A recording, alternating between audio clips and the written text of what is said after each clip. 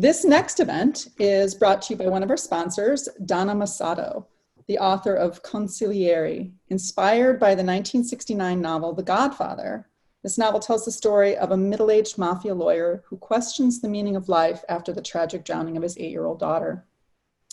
At a crossroads between misery and the longing for peace, he shuns his duties as the consigliere to search for the sister he abandoned when he joined the mob 30 years ago. I just want to say we're so grateful for our sponsors, and we want to thank all of our supporters who are watching today and the volunteers behind the scenes. We have Michaela, who's on Facebook dropping our links for us. We have Marika, who's helping to welcome and help coordinate the speakers. And then we have Haley, who's our technical guru, who makes everything seem seamless. Yes, thank you. Just a big shout out to those 3 women who are we could not be doing this without them. And we also want to thank all of you for joining us and for all of the amazing feedback.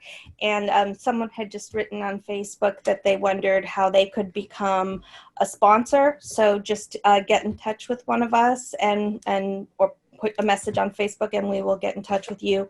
I believe there's some spots left for the August 8th session. Awesome. And now I think we're just waiting on Lisa. Is Lisa with us? She's here. I'm trying to get her video and her audio up. Okay. Well, I'm just going to go ahead with the intro. And now, as promised, we've been feeding people this all day long, and we just can't wait. No stone left unturned, no crypt left unopened. Moderated by Matt Coyle, author of Lost Tomorrows. This next panel features writers Lisa Brackmann, Kathy Cravat, David Putnam, and Carl Vonderau, who will break down character, plot, setting, and real-life crime as inspiration. It's time to unwind the mystery of writing mysteries. So I get the pleasure of introducing Matt Coyle. Look at that. I love that picture and I love that book. We love having Matt Coyle with us today. Many of you know him, of course. He's the author of the best-selling Rick Cahill crime series. He knew he wanted to be a crime writer at age 13 when his father gave him Raymond Chandler's The Simple Art of Murder. His books have won the Anthony Ben Franklin Silver Forward Review's Book of the Year Award and San Diego Book Awards, and have been nominated for the multiple Macavity, Shamus, and Lefty Awards, as well as named to numerous best of lists. Also page-turning, I have to say. I learn from him every time I read his work. Lost Tomorrows is the 6th book in the Cahill series. Matt hosts the Crime Corner podcast on the Authors on the Air Global Radio Network and lives here in San Diego with his yellow lab, Angus. And we'll drop a link where you can find Matt and learn more about his books. And I am big fans of everybody on the panel. Thank you so much for joining us, and I'm going to hand it over to Matt. Well, thanks for having me. And yeah, I like that picture too. It's about 8 years old, or maybe 9 years old. They keep telling me that I have to get a new picture for each new book, but I always have like a weight I want to hit, and I never do. So Right. Your beard's a little longer too. Right, and grayer. Everything's grayer. And actually, with the COVID shutdowns, I had no chance of making weight this year. So anyway, Yeah. I want to thank you two, Marnie and Anastasia. You guys have done a lot of work. I think we were supposed to do this about 3 or 4 months ago with human beings in the room. Yeah. And you guys made this happen, and I've heard nothing but good things from the earlier panel. So congrats to you guys. Really good job. Thank you so much. All right, so you already introduced me. We don't need to talk about me anymore. Do we have Lisa? Because I can't see everybody. Did Lisa Brackmann make it? Do we know? Is she on the screen somewhere? Hey. Yes, she is. There! I had to switch back to my laptop. All right. It's all stupid and confusing. Well, as I've already called her out, I will give you a little bio on Lisa. Lisa Brackmann. She's the New York Times bestselling author of the Ellie McEnroe novels set in China and the thrillers Getaway, Go Between, and Black Swan Rising. Her books have been on multiple bestseller lists and shortlisted for a multitude of awards. Her work has also appeared on Akashic, I never know how to pronounce that, San Diego Noir, the Wall Street Journal, Travel and Leisure, Salon, Los Angeles Review of Books, and CNET. She's very diversified. Her research has taken her to China many times, but she still calls San Diego home, where she lives with a cat, far too many books, and a bass ukulele, which I've never seen. And she's back with her band again after a 17-year break. So glad Lisa made it. We'll move on to Kathy Cravat. She also writes under the name Kathy Ahrens, which is easier for me to pronounce. She's the author of the Chocolate Covered Mystery series and the Gourmet Cat Mystery series. I do see a food tie-in here. Did you just hold up the bass ukulele? She says research for the chocolate series was such a hardship, sampling chocolate, making chocolate, sampling more chocolate, and hanging out in bookstores. It's a tough life. Kathy built a career in public relations in New York City, then moved with her husband to California to raise a family. She began writing when her youngest daughter attended school 5 days a week and pursued publishing more seriously when her oldest daughter went off to college. She now lives in San Diego with her husband and 2 daughters, where she is obsessed with finding the perfect cup of coffee and Dahlman sea salt caramels. I'm afraid I don't even know what those are, but I have to find out now. All right, moving on to one of the older members of our group. During his law enforcement career, David Putnam worked primarily in California on teams for patrol, investigations, SWAT, narcotics, violent crimes, criminal intelligence, internal affairs, the Detective Bureau, and as Child Protective Services Coordinator. Another diversified guy. He's the author of the best-selling Bruno Johnson series, which is at 7 books and counting. He rounded out his law enforcement career with a few years in the Hawaiian Islands as a special agent, part of the real-life Hawaii Five-0, Bookham Dano. He's now retired from law enforcement and spent his time growing organic California avocados and writing with his wife, Mary, and their dogs. I don't know, Dave, I haven't done your bio lately, but I think you don't grow organic avocados anymore, but you have to update your Amazon thing if you don't. All right, lastly but not least, Carl Vonderau is the author of Murderbilia, his debut thriller, which won the Lefty Award for Best Debut Mystery Novel and the San Diego Book Award for Best Mystery.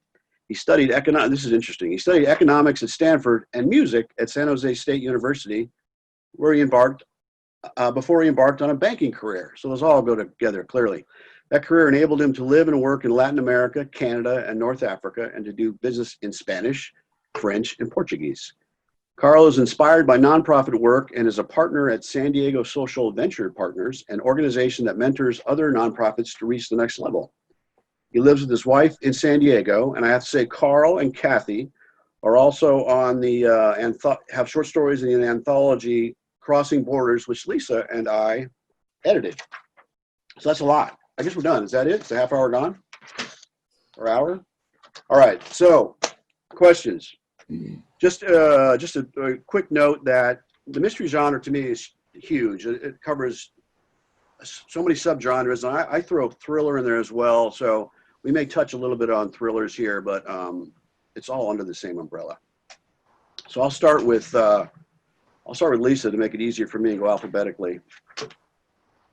Well, everybody's gonna get the same question. This one: why did you choose the mystery genre to tell your stories? Because I could not make a living playing the bass ukulele. You thought you could make a living as a writer? No, I never thought. I probably earned more beer money as a writer. It's a close call. I don't know. I guess the stuff I write is kind of more in the suspense genre, and I find that I'm really interested in the world and current events, and that the suspense genre gives me an interesting lens through which to deal with some of the issues that concern me in a non-didactic way, because it's told through character. I was a lifelong mystery reader. My mother was a mystery reader. I pretty much read all of Agatha Christie, by the age of, I don't know, 11 or something. Me too. Yeah, so I think it's just in the blood. And it's such a flexible genre. I mean, there's so many different ways that you can tell stories. Right. So, sort of works for me, I guess. I'll give you an A for that answer. Kathy, same question to you. So I fell in love with the Janet Ivanovich series, the Stephanie Plum, and so that's what got me started writing fiction at all. So then that kind of put me in the path of humorous mysteries, and I've kind of stayed there since then. So. but you settled in cozies, more or less. Right. So, yeah. And I hadn't even read cozies before my agent said, "Oh, you're writing, this is a cozy." I'm like, okay. So, yeah, so I ended up in cozies without even knowing where I was going. So, but I just was going for humor and murder, you know, fun to make. Humor funny. Well, I have to say that your short story in Crossing Borders, I would not consider a cozy. No, it's not. No, I've been branching out. So, And so far, you have the most impressive room as a backdrop. oh, this is my office. Yeah. This looked better on the other camera, but I had to improvise here. Hey, you got a bass ukulele. Nobody else has got that. We got a regular bass, you several go. too. Yeah. Multi-talented. You and Carl should start a band. So Dave, same question to you, which was, why did you choose mystery to tell your stories? Well, I've been an avid reader all my life, and I've always liked the mystery genre. But my work and my experiences kind of lend itself to writing what I know. So it's kind of a no-brainer. What happened to your hair? What hair? Exactly. Well, it had gotten real long down to it was going down into a big ponytail, and my wife kept harassing me about it. So she said, "Why don't you cut it? Why don't you cut it?" So I went outside and I started clipping it with a pair of shears, and I come back in and she goes, "Now you look like you escaped from jail." So I had to cut the rest of it off. Why didn't she cut it for you? Wouldn't that be a little easier? Well, you're not going to let her get behind you with a pair of shears. That's a good point. That's a good point. You're still alive, so. Yeah. All right, Carl, same question to you. Why mystery to tell your stories? I can't hear Carl. Muted. You're still muted. I can't You're on see mute. Carl. There you go. Okay. Can you hear me now? Yeah. Okay. See everybody. So I started writing many years ago. Actually, I wrote music for a while and didn't succeed there. So I thought, oh, let's try something easy. Let's write fiction. And so started all that. And I thought, well, what's the easiest place to get published in fiction? And I thought, mysteries and thrillers, So I knew a lot then. So that's kind of where it went. And even now, I like the mixture between the analytical and the character. So, you have to analytically solve a crime, but yet the crime propels the characters forward. And the analytical side merges into the emotional side as well. How long did you write music? Did you sell anything? Nope. I don't know, wrote music in high school and some in college, and studied music for a year at San Jose State and played classical guitar, but didn't get close to selling anything. Well, as you found, it's much easier in the mystery business. Yeah. All right, I'll stick with you and I'll go backwards. What are some of the necessary ingredients to write a good mystery or thriller? I think you have to have a good premise, first of all. And even before you invent the characters, you have to have something that's going to be interesting and propel it forward. Then you have to have an interesting character, not necessarily likable, but interesting in terms of something to admire in that character. You got to have an inciting incident that makes the story take off. You got to have a good ending, and you got to be able to do something with a sagging middle. So those are just some of the things. I have done nothing with my sagging middle over the shutdown. Neither have I. Except expand it. So speaking of sagging middles, Dave, what are some of the necessary ingredients for a good mystery or thriller? Something that holds your attention. I tried now, my writing has evolved where I like to have a main plot line and two subplot lines that I intertwine like a braid throughout the story. And I think the books that I find that don't interest me have one plot line and they get plot line fatigue and I drop out of the book. So it's more like a juggling act. I juggle the two subplots along with the main plot line. Have you ever done 2 A plots?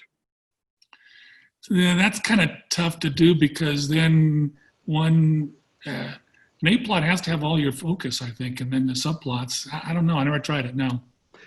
Let me tell you, don't. It's like when you're watching those cooking shows and they say you got to make this dish and somebody makes two and they say you make two.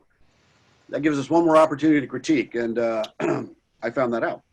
All right, so Kathy, necessary ingredients. You do a lot of cooking in your books. Necessary ingredients to write a good mystery or thriller.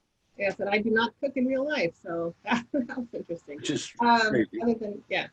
For me, the biggest thing is that I feel like justice has to be done at the end. I feel like that's kind of a promise that you make to the reader. So, whatever way you can get there. And then for cozies, they're generally an amateur sleuth.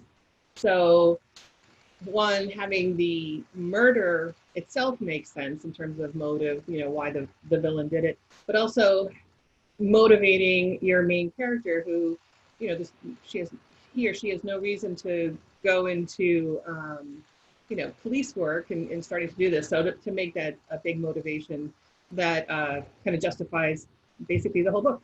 So. Right.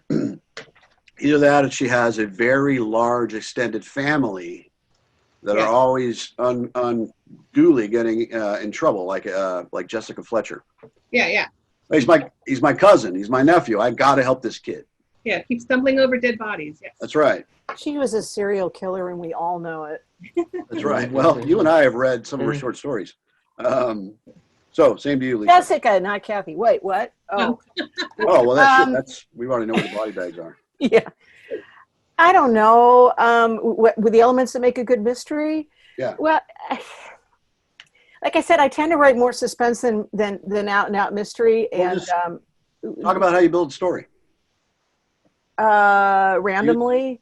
I don't know. I mean, I tend to operate very much on a sentence level. Like basically, if I can write a good sentence, then I can write another good sentence, and eventually that adds up to a good paragraph, and and so on.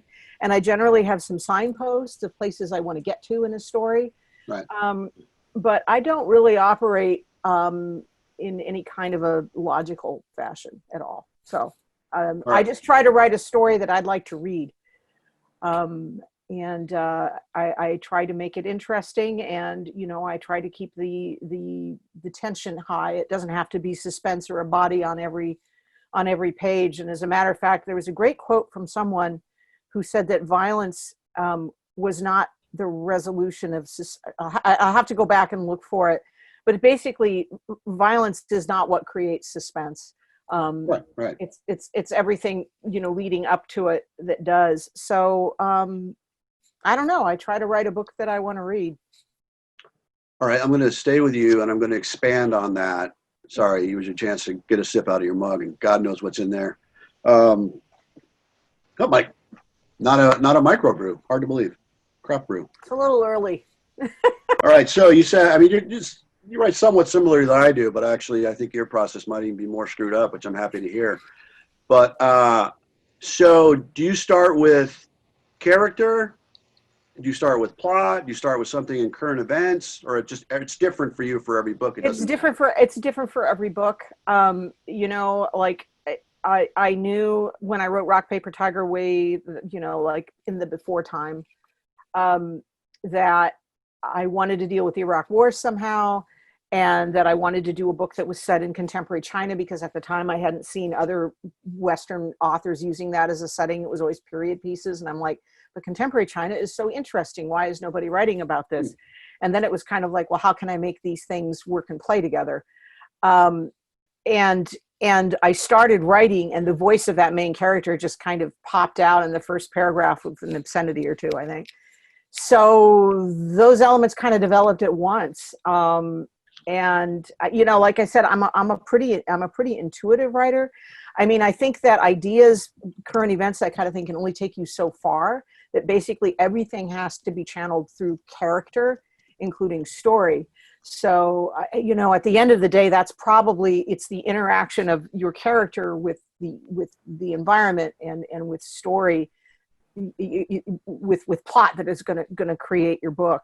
And whenever I get stuck on anything, I take two steps back and think, how would this person react in this situation? Right. And what do the other characters surrounding her want? because basically nobody is a villain in their own head. They all have motivations and desires, and those are the things that I find I need to keep in mind. Right, and want is very important for any character.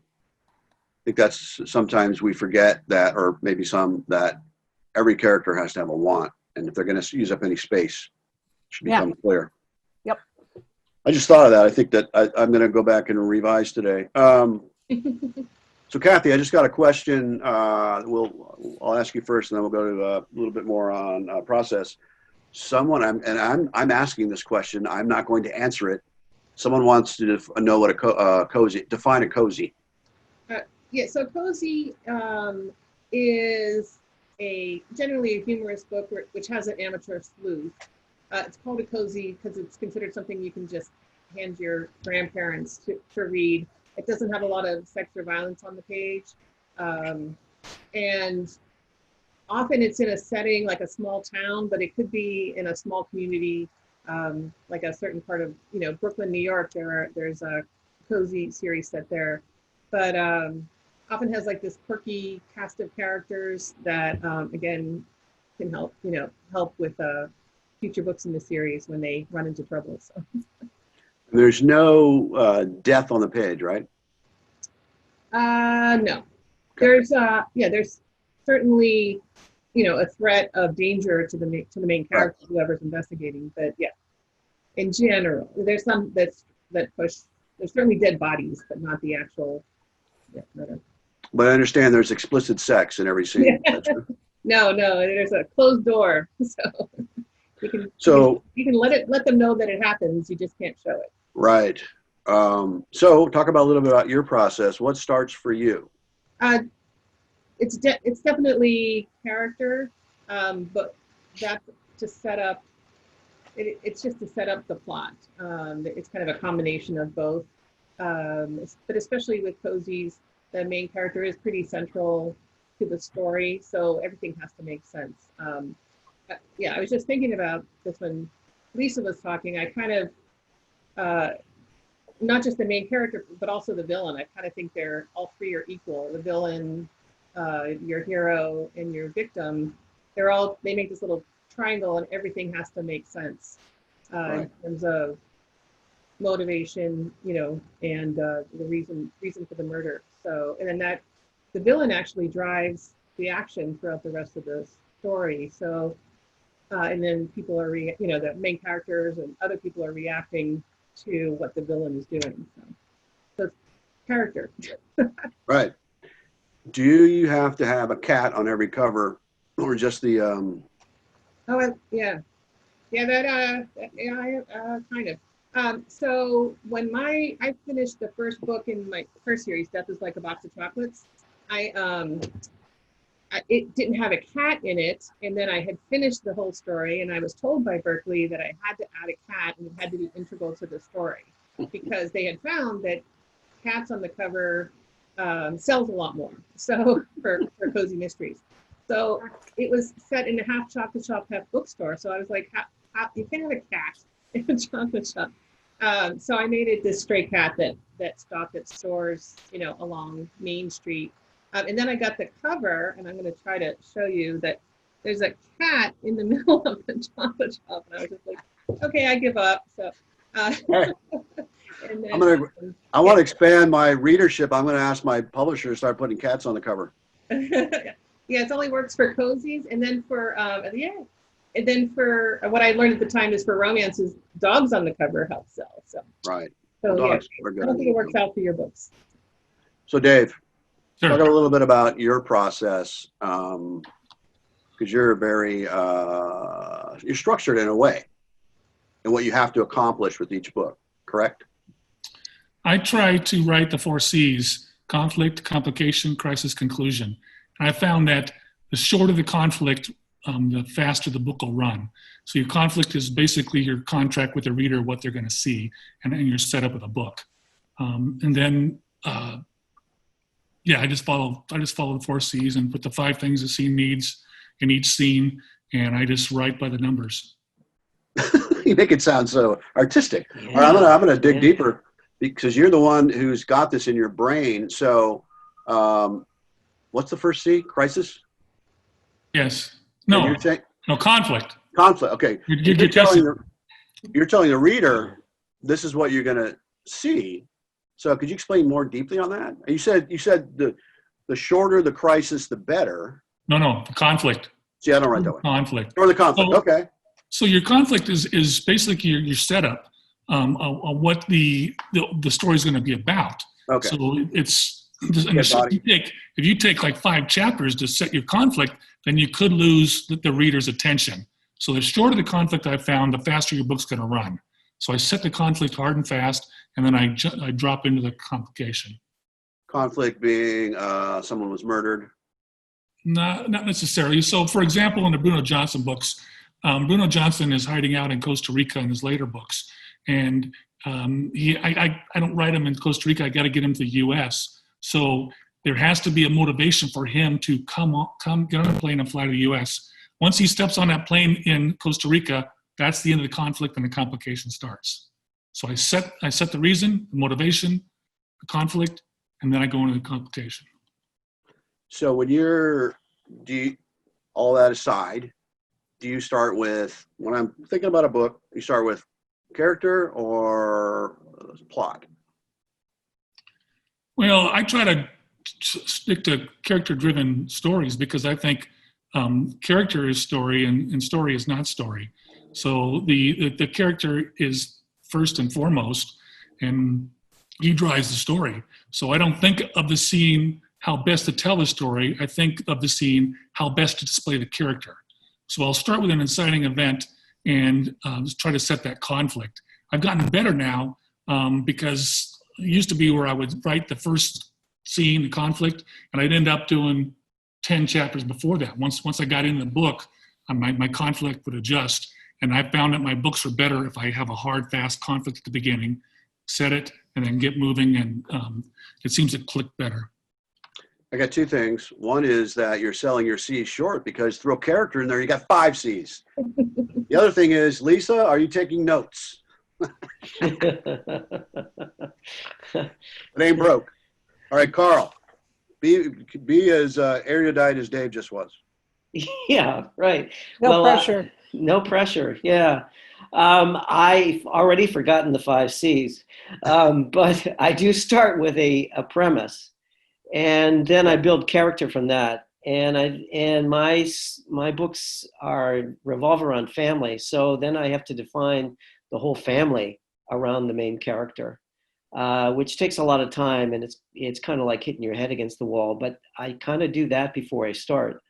I think you have to have some kind of conflict in that first chapter. But mine, because my books are standalone, well, maybe any books. You also have to show the main characters that are going to be important to that book in those first scenes, because to some extent they establish what the character conflict will be throughout the book. So I do a lot of what if. Right. Do you think that if you wrote a series that you would start with character? I think I would probably have to some. Even in a series like your books, Matt, each book the character changes. So, what has happened to the character in the last book that now they're a different character in this book, and what's going to happen in this book to make them different for the next book? Do you think that it's taking that in mind, and even with standalones, you've got the premise, but you've got, every book's got a main character, even if it's a little bit of a group, they're still the main character. Does plot come from, even though you've got the premise ahead of time, as you write and expand, does plot come from character? How is this going to affect my guy or gal? I think it has to, because otherwise then it looks really false. So you may have some other characters that interact your character and thus move the plot forward independent of your character, but still how your character reacts is who they are. I think also, too, you've got to have each character has got to change throughout the book, at least all the main characters. So, at some point in your draft, you have to map that out, too. Right. Just speaking of drafts, how long did it take you to get published? 30 years. Dave, how long did it take you to publish? From 1989 till 2014, I was on my 38th manuscript, 156 rejections when I stopped counting. Pretty good. Lisa, how long? I have a complicated question because I once wrote something for fun that I never intended to shop and sent it out and actually got kind of far with but it was just sort of random. And then Rock Paper Tiger, that was the first book when I sat down to write it. I was like, if I'm going to be serious about this, I need to think that I want to sell this. I must set my intentions. And it just took a long time to write, and I got a ton of rejections. And then I did a blind query to Nathan Bransford, and then it took another year and a half to sell. So yeah, I killed a lot of trees back before I started killing pixels. Nathan Branford, famously, I don't think he's even an agent anymore, but you used to No. be able to, was it online? You could contact him and he would reject you within minutes, right? Yep. And literally, I was heading up north to visit my sister in San Francisco, and it was like day after 4th of July. And I just was so disgusted with everything and writing and rejection. And I drank a big glass of wine and I wrote this query and I just sent it off to him with no expectations. And then, the next morning there was the request for 50 pages. So I sent him the 50 pages. And then I started driving and I got to about Santa Maria and looked around. Remember when there was unsecured Wi-Fi? And checked, and it was like he wanted the whole thing. So by the time I got up to San Francisco, I'd submitted the whole to him. So yeah, that was does not happen often, I think. So any budding pre-published authors out there, the way to get an agent is get drunk, send a query. Yeah. You got to be really disgusted apply. and angry first, though. Yeah. I didn't know. I did the next day. There was no drinking and driving involved with this except coffee. Well, I got a rejection to him in like 10 minutes. I tested it and he was true to his word. Yep. So Kathy, how long did it take you to get published? So that's it took me a long time. So when my daughter was 4 and she was going into pre-K class 5 mornings a week, I thought I would have a ton of time and I would write a book in a few months. I used to be in publishing, in public relations and marketing. So I just thought, I know how to write ad copy. So I know how to write a novel. So it took me 7 years to finish a book. I'm also queen of volunteering, and that's still happening way too much. So I was always putting aside writing to do volunteering, which is a lot easier than writing. So I got an agent, I guess when she was about 16. So, and then a year later, less than a year later, I got a book deal. And I had written this book called PTA Meetings or Murder, and I just kept revising it instead of writing a new book like you're supposed to. And so that got me my agent, but she didn't think it was a good debut book. She wanted to know if I would write another series, and I said yes. So, and the other thing is interesting is that she had rejected that book 2 years before. Nice. Yeah. My agent. Go ahead, Carl. I'm sorry. Go ahead. Well, I was going to say I got my agent with an elevator pitch. Wow. Nice. Yeah.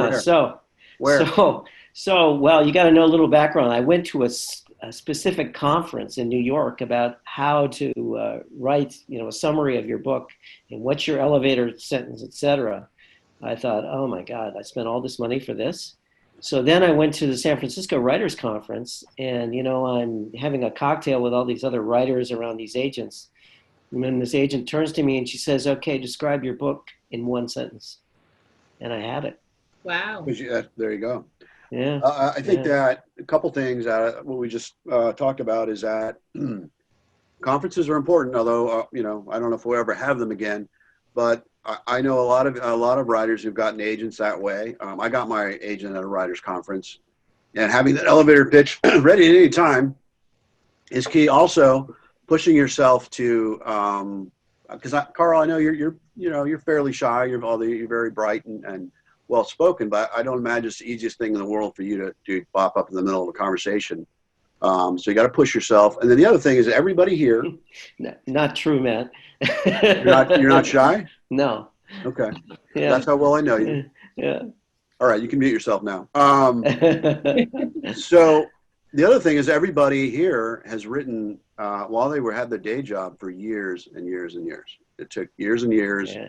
If you think you're going to, I'm not ready to write, I'm going to do that when I have more time, you're never going to have more time. So you have to write. And one thing it does for later years is it really disciplines you for taking the time every day, finding a routine. So that's just for the fledgling writers. So Kathy, I want to go back to you though, because you are the cozy specialist here. Do you find the rules of writing a cozy restricting? That's a good question. I kind of pushed against them, I guess. I did have, when I wrote for Berkeley, I did have them tone down my swear words. And, but to me, I feel like structure is kind of reassuring. You kind of, like in the structure of a mystery, just in terms of getting from clue to clue and, kind of wrapping it up. I found it, especially as an early published author, very reassuring. But there are, things that I would add to cozy that aren't really normally in cozies, like topics like international art trafficking or, the main character, not the main character, but a pretty big character that had PTSD. I had domestic abuse. And so in my reviews, people do say, well, that isn't normally in a cozy. So, so I guess restricted isn't the word. I just push back and they keep publishing them. So did your editor push back on you when you're trying to get those? No. Wow. But and there is a subset of cozies that are considered somewhat edgy and have things like that, and like very diverse cast of characters. So it can be done. Probably not. I think it would be hard to get your first cozy published that way. And then after that, you have a little bit more flexibility. So would an edgy cozy have a feral cat on the cover? Tomcat. Tomcat. Yeah. All right, Dave. So you are structured, even though I think you're a bit of a blank pager when you write. Yes? Yes, I don't know what's going to happen. Or a pantser, as they say. So you don't have it all plotted. You don't outline to a degree. But yeah, you still have a very set structure. Do you find that helpful? Just like, boom, you said writing like ABC, which to at least two of us here, and probably Carl, is scary. But so does that make things easier for you? Well, I never get stuck, because if I do start to have a problem, I go back and I look where my 5 things are within the last scene. I look where I am in the conflict, the complication, or the crisis. I know where I am all the time in the book. In fact, I keep a running chapter at the bottom of my Microsoft Word document. Mm-hmm. I'll have a chapter 1, and I'll have a 1-sentence description of the chapter, the word count, and then I even mark where the crisis ends and the complication starts. So I can look at a glance of where my structure of my book is. So I always know where I am in the book, and I just know that the rhythm and the timing kind of dictate what's going to happen. And I think it helps to have read, as we all have, so many mysteries and thrillers that it becomes a little bit of osmosis finding the plot points. However, you may not have known you said this, Dave, but you said the 5 things. When you get stuck, you look at the 5 things. So character is now one of your C's. You have 5 C's. No. There's 4 C's for the structure of the book. You got 5 C's. 5 things that a scene needs to work. 5 Give them out. How's What? character Give not them one up. of the? I don't. Yeah, I think Matt's right here. No. No, give out your There's 4 C's: conflict, complication, crisis, conclusion. Okay, give That's out the your C overall 5 story C's. arc. Yeah, but the character five is the things. thing I mean, that drives all of those things. Yeah. Well, the 5 things that a scene needs is, first off, display character. That's number 1 thing. Next one is advance the story. The next one is set up your transition. These aren't in order. What's the foreshadowing upcoming event? And then there's foreshadowing upcoming event deals with the story arc or the main plot line that you're advancing. Then the fifth one is a little bit more, it's almost like 5 and 6. These little anchors you set that run parallel to the main plot line. You got to set those anchors so you come back. So you thread through, so you drop an anchor and you pull it forward, you drop an anchor, you pull it forward. So you have 4 or 5 of those within the scene. So those 5 things I have to have before the scene will work.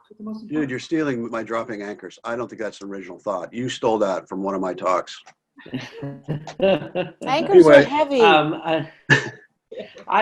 I think I'm a big rewriter, and Dave, I don't think you are such a big rewriter.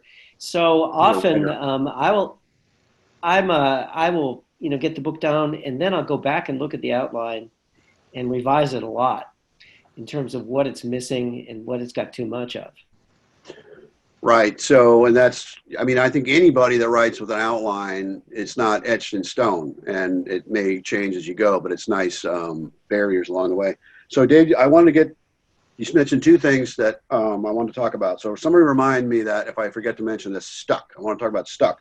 But we've mentioned subplots. Everybody's mentioned subplots to some degree. How important are they? And I'll go to Lisa. How important are they? And how many are too many, or does it change with each story, or do you even think about it? I don't think about it. Okay. I mean, I'm the wrong person to ask this question. I don't think about it. It depends on the book. The last book I did had multiple I've done books with 2 timelines. Right. The last book I did had multiple narrators, which I guess you could think of in terms of subplots, because they all had their different issues that they were bringing to the story. But, I mean, it's all about whether it engages me or not as a reader and as a writer. I think there's just a ton of different ways to write a good book. And, that's so true.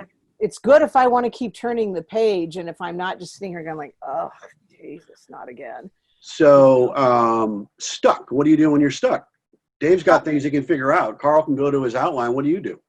I play music for the last couple of years because I've just not really been in the mood to write. I think for me, getting stuck, what I used to do, I mean, everybody's probably dealt with second book syndrome, which is like true, and it really exists. My second book was just really, really difficult because all of a sudden I had expectations from other people and on myself, because my first book had done better than I thought it would. And that was the one where I had to really stop and write down, what does every character want? And that was how I got unstuck with that. Normally it's like I take a long walk. I give it, when we're not in a drought, a nice long shower, just anything like that you can have a chance to sort of approach a problem is elliptically that I want, tangentially. You're not facing it head on. You're giving your brain a chance to work in a sort of a elliptical way, I guess. But right now I've been in this, I'm not a write a book a year person. I need a chance to just refill the well. And when I got well and truly stuck, that was what that was telling me, which was just like, yeah, man, you need to take a couple steps back from this, get some perspective, get some insight, just, refill the creative well. You can't just deplete and deplete and deplete and expect that your work is going to be good. At least I can't. I have to replenish, and I'm in a replenishing mode. And right now with the pandemic, I realize that the next thing I want to write, I thought of it before all of this. I'm going like, yeah, that actually works better post-pandemic than it does in some time before the pandemic. So, and since I'm not writing speculative fiction, I just need to try to survive this and wait and see what it's like on the other side. And then I'll probably be ready to write something again. At least I hope I will. But if I'm not, I've written 6 books that I'm really proud of. And it doesn't have to be the be all and the end all of your life, which is something it's taken me many years to realize. Right. And clearly there's no one way to write a good mystery, because we have 4 really good mystery writers who do it differently. Okay. Got questions from Facebook. This is from Lisa Lane. I'd love advice on reintroducing characters in sequels. Anybody? Anybody? Dave, you've written 8 or 7 published. 7 9. published? Not Oh, I 9. know, but published. They Published. purchased 9, yeah. Yeah, published 7. We're re-entering. Yeah, well, 7's been published. They bought 8. It comes out next February. Then 9 comes out a year from February. I just want you to answer a question, but we're all proud. You asked me. I love advice on reintroducing characters in sequels, series more or less. Well, I think it's important to carry through existing characters because you have all that backstory that you took the time to set them up to begin with. And I think the idea that you carry your character through helps establish a readership for your stories. So I do it quick and neat when I bring the character back. I'll mention him. I'll give 1 or 2 lines of where his background is and then go forward. And then maybe if something else is important, I'll give more background. I don't give a big information dump on reintroducing a character. He comes in slow, and because I try to write each book as a standalone, I just do it just like I do any other character. Just introduce them slowly. Do you have a Bible for Bruno? No. A Bible being... I did with because I did 4 prequels, and now I'm on 4 current day. Right. So it was a story arc that I've just completed. 9 books complete the story arc. Now I'm just going to continue it on through. For viewers, a Bible relating to series characters or series, characters, is that you keep track of what this person looks like, how old this person is, what this person did. Kathy, you got a Bible for your series? No, what's interesting is Berkeley would create one for you, so that was nice. But I am one of the least organized people about my writing, so no. But I should. I tell myself after each book I got to do a Bible, and I haven't yet. Let's see. Yeah. This is from Marnie. Have you ever written a character with an unreliable narrator? Well, I wrote a short story with the point of view of a flu demigod. He wasn't all that reliable, but it's not like the traditional unreliable narrator. So, anybody unreliable narrator? I think any book written in first person is somewhat unreliable. Yeah. Just by definition. Really and I think you can play with that, whether they end up being reliable or not. You can play with the reader's expectations. Yeah, but you can't let the reader feel like they're cheated. So if you have a first-person point of view and he knows it, the reader better know it too. You can't hide stuff from the reader. At the end of the book or at the end of a tense situation, all of a sudden, oh yeah, I can speak fluent Chinese. That doesn't work for me. So I have to know ahead of time. Right. The first person can't be hiding stuff. Completely agree. But on the flip side, they can know or not put things together as well as the reader, perhaps. Yes. And they can withhold things. Yeah. And you suspect why they're withholding them. Yes. Okay, let me read down here. From Janet White. Uh-oh, what happened? Lost it. Oh, there she is. What advice can panelists offer on how to leave how to leave clues for readers without giving away the big reveal at the end? Great question. Next. Anybody? The hard part. Yeah, That's very tough to do. There's a couple tricks I use is to have something exciting happen after you drop a clue, or something, something funny happen, in humor, or also put the clue in, a list of things. Also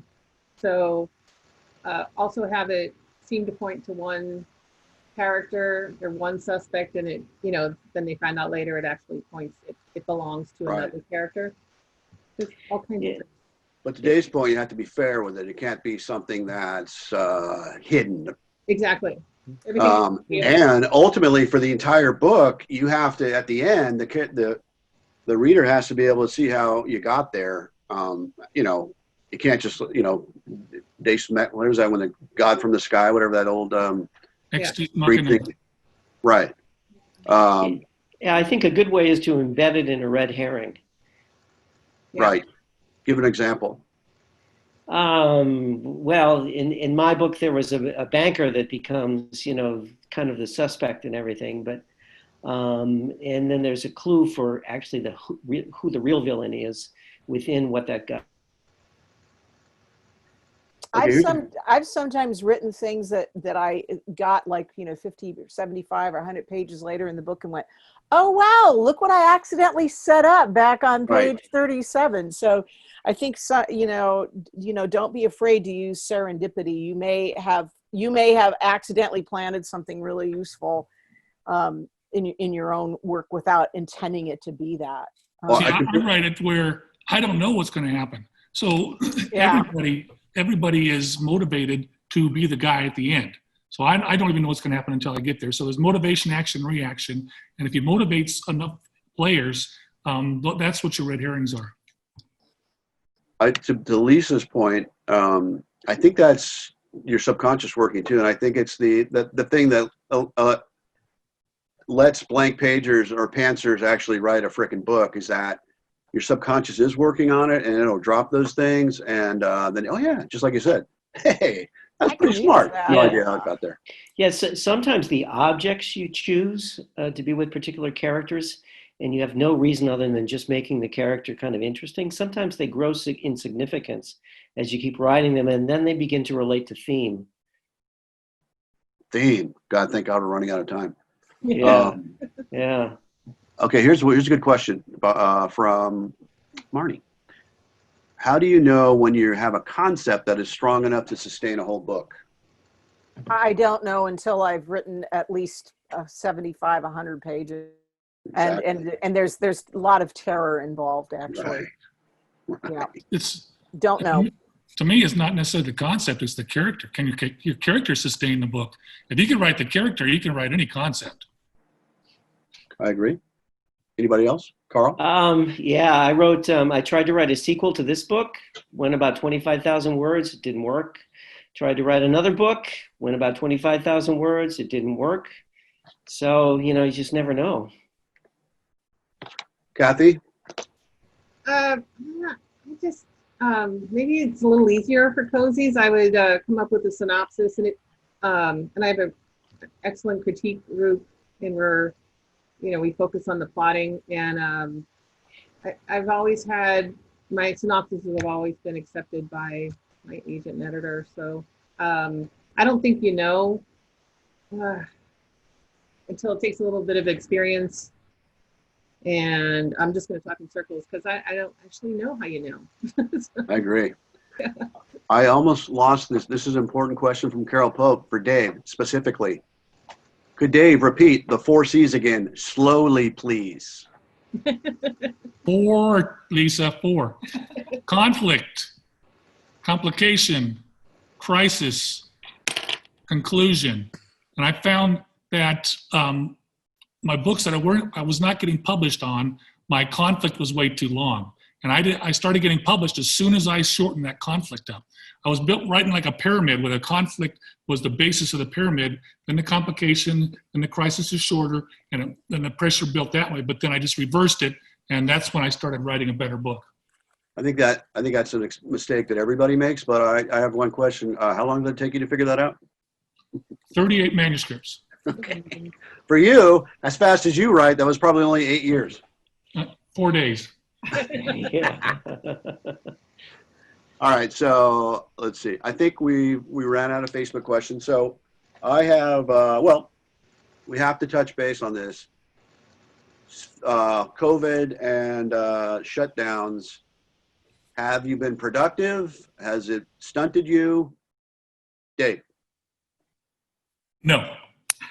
I think I'm reading more and writing more because last year I did 60 events. And this year, this is like my 3rd one on Zoom. So I have a much more time than I did before. So I just finished a new first book in a series. And I've read 60 books so far this year. You read 60 books? Yeah. Wow. Wow. Wow. Kathy, productive? No. No. It's much worse. So you what? My productivity is way down. I spend way too much time paying attention to the world, and the only time I can write is when I'm able to push it all away. But it's not easy for me. I'm involved in some local political organizations, and so then I kind of have to know what's going on. So yeah, yeah. Once there's a hope on the horizon, I believe I'll be able to write more often. And maybe if I had a contract right now, like that would help me, but I don't have one. So creating my own deadlines is very difficult anyway, but especially under these considerations. You may not have a concept, but I can give you 4 C's. Lisa. I think it depends on your definition of productivity. I mean, as mentioned, the idea that I have for a book really needs to take place after this is, come to some sort of resolution. So in terms of writing, no. In terms of other aspects of my life, I was like, okay, I'm going to learn how to cook, more than 2 things. So I've been doing that. I get out and I walk a couple of hours every day. I've lost weight, and then I decided I was going to learn home recording. So I've been doing that and working with a guy that I used to play in a band with in LA. So in a lot of ways I've been really, and I've had, my usual kind of gig work that I do because I've been working remotely for years. So I've been pretty productive, but not in terms of writing a book. I do kind of want to go back and look at the one that I kind of went, ugh, and stopped writing like a year ago and see if it's any good. I can't really tell, but yeah, if I measure my productivity by how I'm actually spending my days, I feel like I've been very productive. If I measure it in terms of writing a new book, not so much. Well, my closets are a lot cleaner. What's that? My closets are a lot cleaner. I will say, Lisa, that I saw at least one of your dishes on Facebook and it looked really good. I've had some good luck. I can give some recommendations. Yeah. Carl, are you still there? Did we lose Carl? I think he dropped out. Oh, Carl got bored. He's X from the next panel. All right. So what's next for everybody? Dave, 4 books you're writing right now. 4 books that I'm writing? Yeah. I'm just, I told you, I just finished the new standalone, separate from Bruno Johnson, and now I'm going to start writing book 10, Bruno 10. Well, you told me off camera about your standalone, but you just mentioned a new series when we were talking. That's a new earlier. series. The standalone's Okay, so it's a separate from Bruno. It's a standalone right now. If someone picks it up, it'll automatically be a series. Yeah, we don't want to be too optimistic, I guess. Right. You have to be. That's right. Kathy. Well, when I do write, I'm working on a young adult suspense that's a combination of like Baby Driver and Nancy Drew, I guess. I don't know. Baby Driver and Nancy Drew? Yeah. That's a log line. Yeah. And then I had written some other short stories, and some that my goal is to try to submit those to mysteries. And then I also do stand-up comedy, believe it or not. So tell us a joke. Just kidding. Tell us a joke. No. So I I had a show last night via Zoom, and like the clubs are closed, so we do Zoom shows. So that's fun. It's actually easier for me to do it from my chair than, up on a stage. Well, I have to say, I saw one of your sets way back when we were going out, and it was really good. Oh, thank you. I was very surprised. I know it. I don't seem like the stand-up type, so. Takes a lot of guts. Lisa, what's next? You're cogitating. I have 2 more songs that I want to record as part of this, just sort of like, hi, here are my 5 plague songs. And I've got a script that I'm writing as sort of a work for hire that I need to finish. A lot more than finish. I've got a lot to do on that. And, I'm going to think some more about a book. I'll see if I decide to write one or not. I think I probably will, but. The script, TV or film? Film. Wow, cool. What are you working on, Matt?